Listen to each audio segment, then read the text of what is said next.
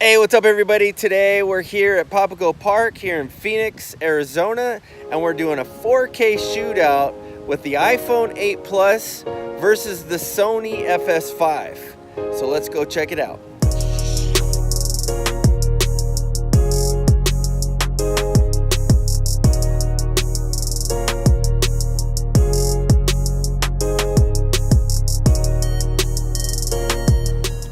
Alright, so here we are at Papago Park at Hole in the Rock, and we're doing the 4K shootout.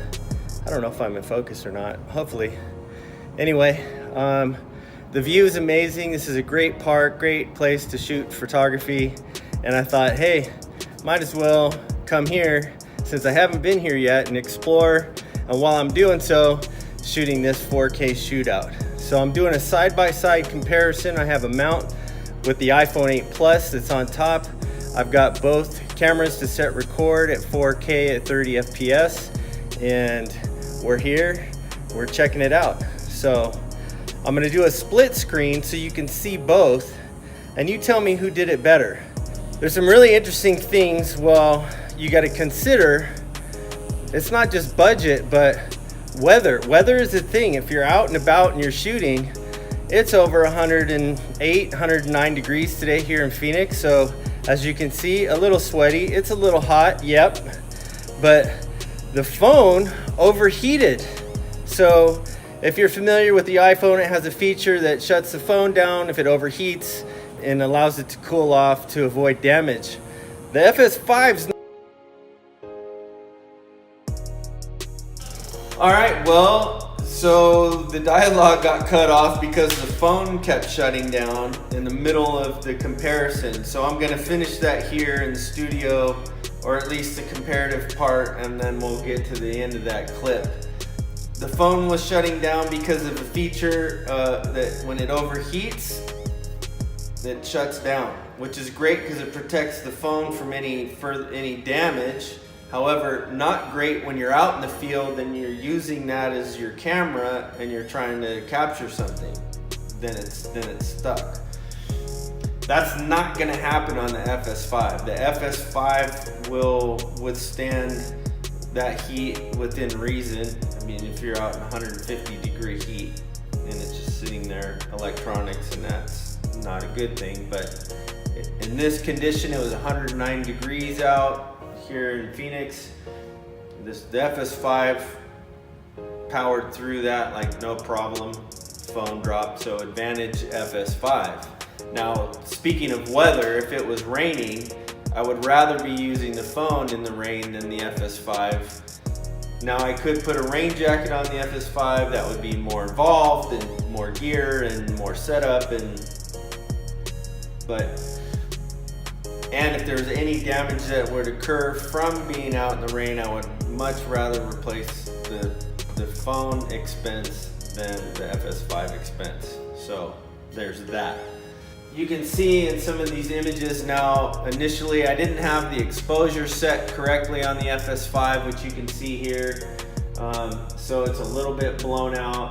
The iPhone picture looks great. I didn't do that on purpose. I got it corrected. Yes, the iPhone shots are brighter and crisper with a little bit more contrast. So if you're just comparing them side by side on this particular, and they've also been scaled down to 1080p because of the YouTube delivery.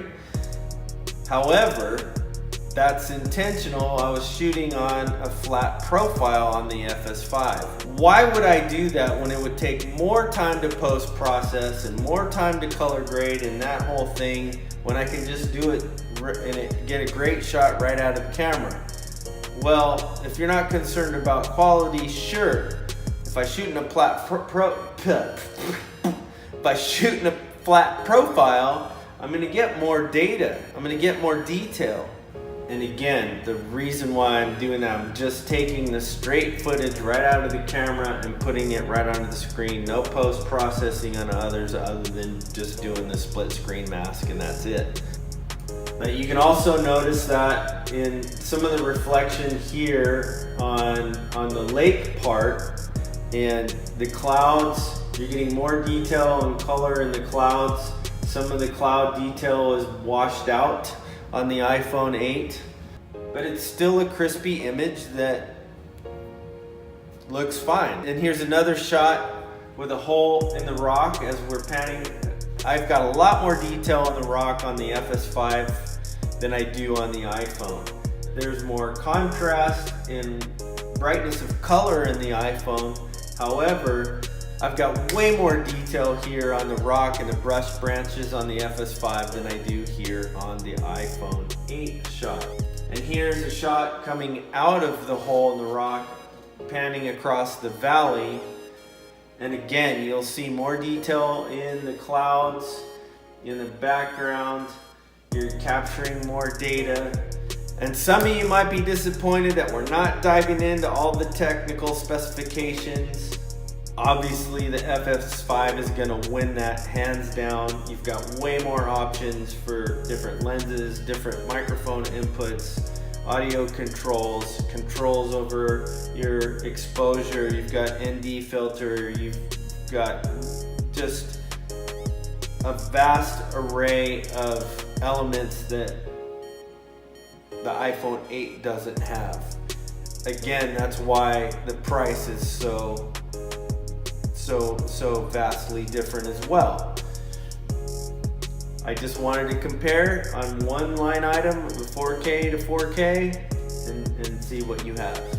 But they're different tools to do similar tasks, but you're not gonna use a Phillips screwdriver to drive a nail. You're gonna use a hammer for that. So hammer or Phillips screwdriver. Both great tools, both serve a purpose, but different. But anyway, I'm really curious to hear what your thoughts are on this footage comparison, as well as just the idea of shooting 4K on your phone in different environments and shooting 4K and investing in a more robust tool like the FS5 or the FS5 Mark II. I really would love to hear more about your thoughts. If you're disappointed we didn't dive into more technical specifications, or you want more of the, hey, let's color grade that and post-process that and then compare it again and see what it looks like. So let's check out the rest of the clip here. Having a little bit of challenge with the phone because I'm out in the sun and it's over 109. It's hot, so the phone's shut down twice so far. So I'm gonna have to wrap this up. But you guys decide, which did it better? The iPhone 8 Plus or the Sony FS5?